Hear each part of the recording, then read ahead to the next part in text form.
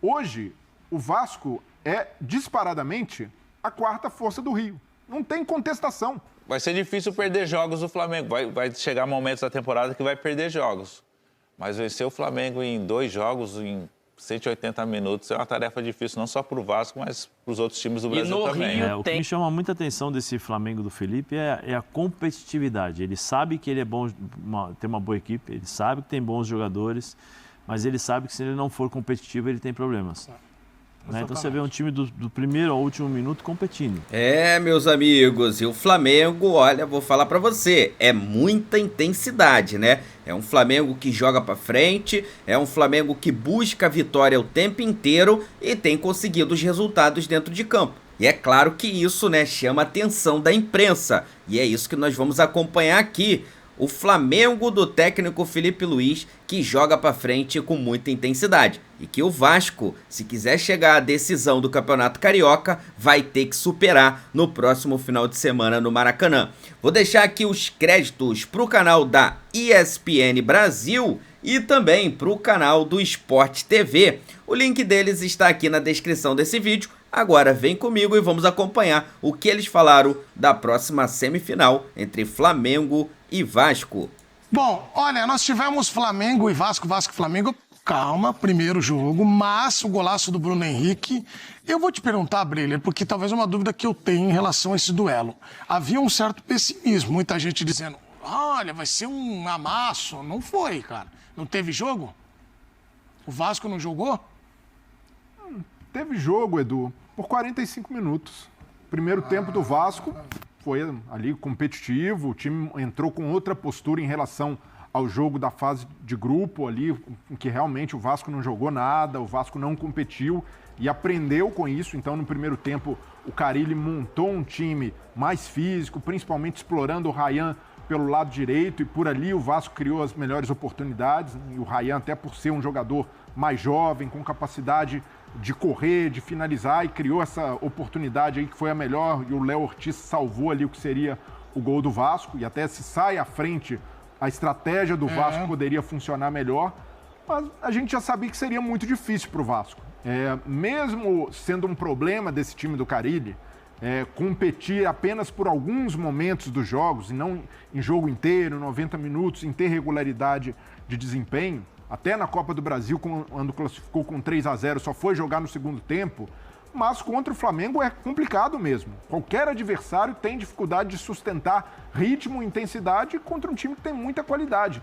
O Flamengo no primeiro tempo ficou ali até num jogo muito passivo, e quando se soltou um pouco no segundo tempo, colocou bola na trave, Luiz Araújo ali muito ativo, dando trabalho para a defesa do Vasco, e era questão de tempo para o Flamengo chegar ao gol. O Flamengo era superior no segundo tempo. Fica de consolo para o Vasco o fato de ter competido no primeiro tempo, mas é muito pouco para quem quer desbancar o Flamengo. Para desbancar o Flamengo tem que ser competitivo 90, 100, 120 minutos. E isso o Vasco não conseguiu, pagou caro. E o Bruno Henrique tem estrela em clássico, o 10º gol dele contra o Vasco em clássicos. Até não é uma bola em que ele pega em cheio, mas vai na gaveta, bola indefensável para o Léo Jardim. Então o Vasco tem muitos problemas ainda.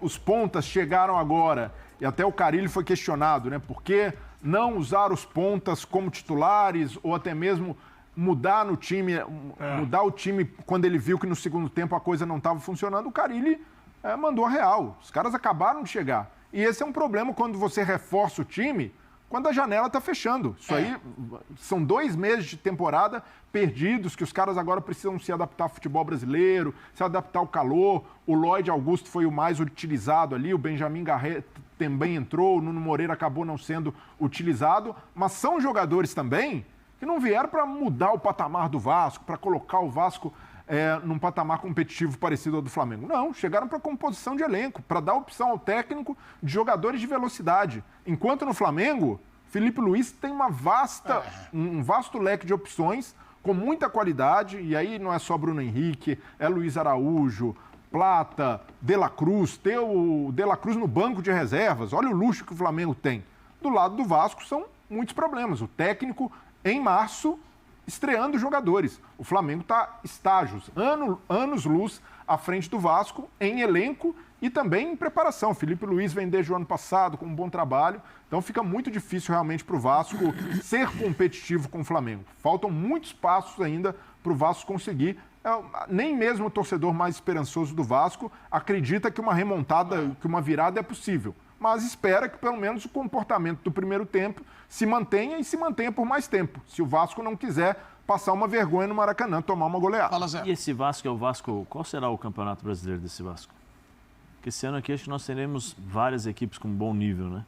Não, o que se espera do Vasco, Zé, é que faça um campeonato de meio de tabela. E hoje a expectativa possível para o Vasco é essa. Não é o ideal, não é o que o torcedor espera, mas pelo que vem se desenhando, com o elenco que o Vasco tem, não dá para sonhar com nada muito além disso. E tem outras competições, né, de mata-mata ainda. Tentar uma Sul-Americana, ali, não passar susto no Brasileiro e tentar um título de Sul-Americana, isso é o possível para o Vasco sendo otimista. Porque se a gente encarar a realidade com o elenco que o Vasco tem, a tendência é que seja mais um ano complicado. Você sabe que hoje de manhã na nossa programação no 360 tinha uma comentarista, ela é gente boa e ela é muito competente. Parece comigo? Parece contigo. E ela falou sobre a chave do sucesso do Flamengo. Eu vou perguntar pra você qual é a chave do sucesso. Pode parecer... como é que é? Déjà vu, né? Que parece que... Mas não é. Não. Agora espero que você não mude de opinião. Não. Qual é a chave do sucesso do Flamengo? Felipe Luiz. É? Pra mim, ele é o cara que conseguiu dar o norte de jogo coletivo e individual para esse Flamengo. Eu citava no 360 que outros treinadores passaram com um elenco muito semelhante a esse, né? Poucas peças ali que mudavam e não conseguia fazer esse time render. Ele entendendo a característica, sabendo onde colocar cada jogador e colocando a sua ideia, a sua filosofia, o Flamengo, desde o final da temporada passada, num espaço muito curto, vem entregando muito futebol. Talvez o futebol mais estável, se a gente for pensar do término da temporada passada e o início dessa temporada. O Flamengo pouco oscila, pouco demonstra que vai, ao longo dos 90 minutos, entregar um jogo ou perder a intensidade, a identidade. Eu acho que isso passa muito pelo Felipe Luiz. Óbvio que tem jogadores que individualmente jogam e estão jogando muito. O caso do Gerson é um, Bruno Henrique voltando a jogar da forma como se espera. Vale lembrar que ele não tem o Pedro, que é um jogador diferente também para esse ataque. Mesmo assim, ele encontrou alternativas, encontrou repertório. Quando precisa jogar com 3 zagueiros, ele joga. Quando precisa jogar com um posicionamento diferente no meio de campo, mais combativo, ele joga. E ele não perde a identidade dele, que é a intensidade, a entrega dos jogadores. Isso é mérito dele. O Zé ainda pode evoluir mais, né? A gente está falando agora de 3 meses ainda pro... Não, eu acho que vai ter uma evolução natural. Esse ano, né? Nessa temporada. Por exemplo, daqui a pouco temos a entrada o Flamengo tem a entrada do Pedro. Sim. Algumas coisas precisam ser ajustadas, porque o Pedro é um jogador diferente do Bruno. Né? Você tem aí... Mas acho que a base dele, ele já conseguiu fazer. O que me chama muita atenção desse Flamengo do Felipe é a competitividade. Ele sabe que ele é bom, tem uma boa equipe, ele sabe que tem bons jogadores, mas ele sabe que se ele não for competitivo, ele tem problemas.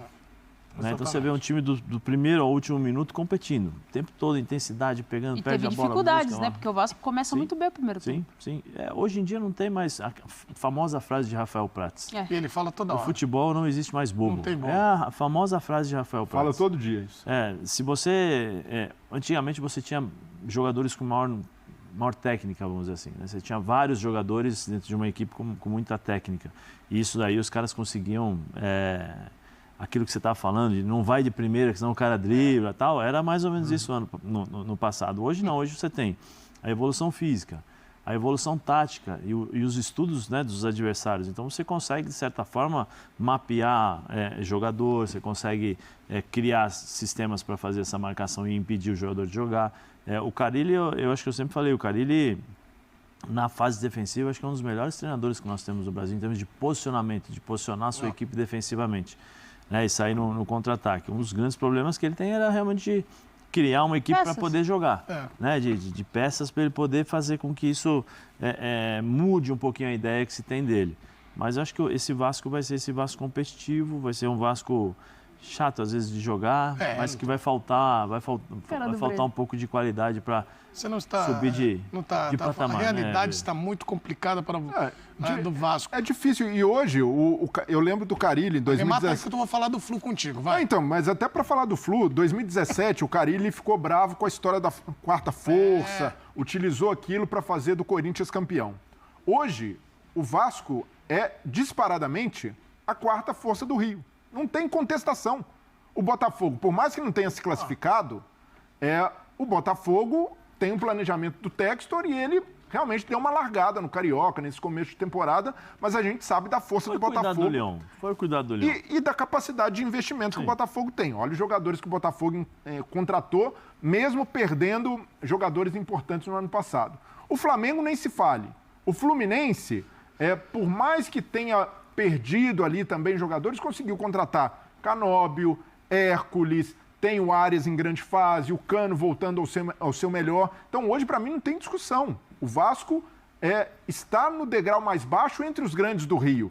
E para se equiparar a Fluminense e Botafogo, por exemplo, tem uma distância grande, porque precisa de investimento. Eu sinto que você... Se não investir, não adianta ficar culpando o Carille ou culpando o Payet. Agora o Payet virou culpado dos problemas do Vasco. Um jogador de 37 anos ser culpado pelos problemas do Vasco e realmente não está jogando bem, não tem sido protagonista, mas é isso, é um jogador de 37 anos. Esse é o ponto do Vasco. O Vasco está perigosamente se resignando com esse papel de quarta força. Claramente, sendo um coadjuvante. Desabando, Abre seu coração, abre seu coração. Eu tô nitidamente. Eu acho piradas do Carille. Manda abraço. Eu acho isso legal. Um abraço. Eita! Um abraço pro Carille, um abraço também, ó. Minha mãe tá assistindo, tá todo mundo vendo hoje. Sua mãe tá assistindo? Dona Tereza, meu irmão Fabrício. Dona Tereza. Lilian, Juliana, Léo, todos os amigos lá estão vendo, estão almoçando e vendo a gente. Tamo junto. Agora, nitidamente você está desabafando. Eu acho que isso é conteúdo de identificação, né, Zé? A Nath Historiadores. sabe como é que é? O cara em casa, ele fala, pô, tá vendo? Esse cara aí, ele tá... É isso, mas eu acho que... quando você olha, você fala vocês gostam de ver o Vasco assim? Não diga isso. O Vasco quarta força do Rio. Pra vocês isso é maravilhoso. Não sei se os dois são Vocês adoram esse papel do Vasco. Olha ali pro Dadinho, a nossa câmera ali, ó. Nossa, maravilhoso. Mas tem um ponto positivo, mesmo com... Ponto positivo de ser quarta força do Rio? Não. Eu tô falando do jogo de ontem. Mesmo com tanta dificuldade, falta de profundidade de elenco, o Carille fez algo que o próprio Felipe Luiz reconheceu. Tirou o Flamengo da zona de conforto. O Flamengo teve que jogar mais, teve que entregar mais para conseguir o resultado que conseguiu ontem, especialmente no primeiro tempo, né? Ô, Nath, Fundamental, de novo, né? A figura do Bruno Henrique, impressionante como gosta de jogar um clássico. Tem estrela. Muita estrela, né, Grafo? Um jogo que começou com o Flamengo os primeiros minutos dominando, assim, com a posse de bola, mas não finalizava gol, não conseguiu finalizar. Na sequência, o Vasco melhorou no jogo, cresceu, levou mais perigo, teve até mais próximo de marcar gol do que o Flamengo no primeiro tempo. No segundo, começa o Flamengo novamente um pouco melhor que o Vasco, e aí vai banco, né? Aí... O Carille até teve uma boa intenção com as mudanças. Ele coloca o Lloyd primeiro na vaga do Matheus Carvalho, que já tinha amarelo. O Lloyd não consegue desenvolver pelo lado esquerdo. Tinha uma expectativa muito grande da entrada dele. Na sequência, ele faz 3 substituições. E aí ele coloca o Sforza, coloca o Payet e Garré. Mas só que aí o Vasco cai de produção. Não consegue ter a dinâmica de jogo. O Bruno Henrique não fazia um grande jogo também, não. Era bem marcado pelos defensores do Vasco. Mas aí no lance ali, acho que é a única bola que ele conseguiu girar e pegar de frente. Ele pega um chute de rara felicidade. E aí o jogador de estrela, de clássico, que está vivendo um grande momento, que marca o gol que dá a vitória para o Flamengo. É impressionante, né? A questão do Bruno Henrique com relação a clássicos, enquanto a gente está vendo aí os lances. E começou pegado o jogo, viu? Foi. Com 15 minutos já tínhamos 4 amarelos. Confusão, reclamação, até na transmissão com o Eric nós achávamos que teríamos expulsão. No segundo tempo deu uma arrefecida no jogo, os jogadores se controlaram. Bruno Henrique contra o Vasco, 10 gols em 25 jogos. Pegando o Botafogo, Fluminense e Vasco, em todos os clássicos que ele disputou, 21 gols em 53 clássicos disputados. Como voltou bem o Flamengo pro segundo tempo, né, Grau? Voltou bem, voltou mais... Porque baixou a temperatura, né? O Flamengo não consegue, ele não está acostumado a ficar temperatura de jogada mais dura, de reclamação, de empurra-empurra. O Flamengo é um time técnico, tem que jogar bola. Se entrar no clima que o Vasco tentou colocar o jogo, e até de forma inteligente, o Vasco tentou carregar e tirar a zona do conforto do Flamengo, se o Flamengo entrar, ele vai se arrebentar. Quando isso, foi pro vestiário, acalmou, falou, pô, rapaziada, deixa os caras baterem, deixa os caras reclamarem, deixa os caras expulsarem, empurrarem, o juiz vai resolver o problema. A gente joga jogo. Eles já saíram no primeiro tempo falando sobre isso, já jogador entre eles do Flamengo, sobre isso aí. Vamos ter calma, vamos jogar. E o Flamengo é um time assim, quando ele entra no jogo, que ele esquece um pouco, como o Roger falou, esse negócio da pancadaria, teve um lance no segundo tempo que começou lá atrás a toqueira. 1, 2, 3, eles bateram lá no gol o Plata ganha a bola do zagueiro e cria uma chance de gol. Assim, poderia até ter sido mais, né, pro Flamengo. Vai ser difícil vencer o Flamengo esse ano, viu? O Flamengo tá com um time muito bem, jogadores experientes, teve a ausência do Danilo, mas quando o Danilo joga, com o Léo Ortiz, jogadores, o Wesley tá jogando muito bem, os três estão na pré-lista do Dorival, ele né? cai pelo meio, o Gerson tá bem. Também tá na lista. O Flamengo é um time muito, Bruno Henrique também. muito organizado. São 5 ou 6. Vai ser difícil perder jogos do Flamengo. Vai chegar momentos da temporada que vai perder jogos.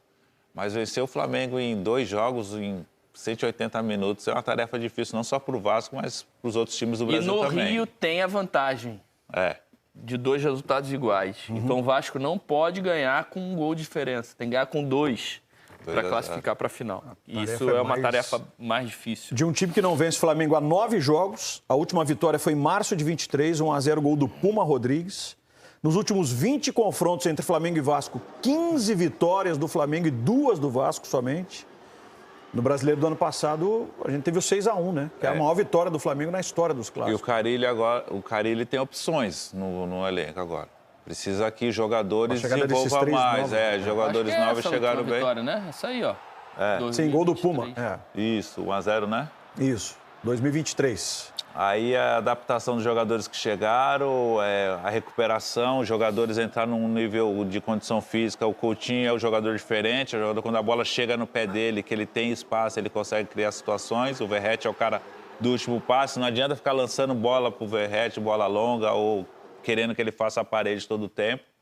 Quando o Vasco se encontrar nisso daí, eu acho que com o elenco que tem agora, tem condições de fazer uma boa temporada. Você vê que são 37 anos sem o Vasco vencer a final. Cocada. Fez aquele gol em 88. Sem vencer uma final contra o Flamengo. Contra o Flamengo. Vai ficar 38, porque não é final, né? É semifinal. É semifinal. Essa estatística vai se manter. Ela já vai aumentar. Né, exatamente. Não vai ser contra o Flamengo. Não vai ser contra o Flamengo. Exatamente. Ele pode vencer a final, mas não vai ser contra o Flamengo. Não vai ser contra o Flamengo. O Lloyd Garré não usou o Nuno Moreira, né? Você gostou de Lloyd Garré, Grafa?